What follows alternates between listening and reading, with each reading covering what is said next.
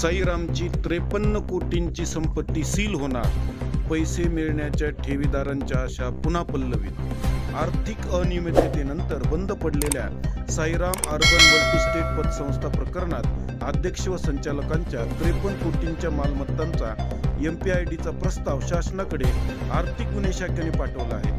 तर जिजाऊ मल्टीस्टेटच्याही 3 कोटीच्या मालमत्तेचा पुरवणी प्रस्ताव दाखल करण्यात आला आहे। त्यामुळे पैसे मिळण्याच्या ठेवीदारांच्या आशा पुन्हा पल्लवी झाल्या आहेत। धारूर येथील साईरामच्या शाखेतही नागरिकांचे लाखो रुपये अडकले आहेत। आता हे पैसे मिळण्याचा मार्ग जवळजवळ मोकळा झालेला आहे।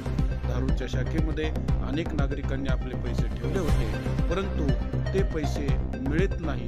आता या साईराम संस्थेला लॉक लावण्यात आलेले होते, याची आता 53 कोटींची संपत्ती सील होणार असल्याचे आर्थिक गुन्हे शाखेच्या अधिकाऱ्यांनी सांगितले आहे। त्याचा MPID प्रस्ताव शासनाकडे सादर करण्यात आला आहे। त्यामुळे ठेवीदारांचे पैसे आता तरी मिळतील असे वाटत आहे।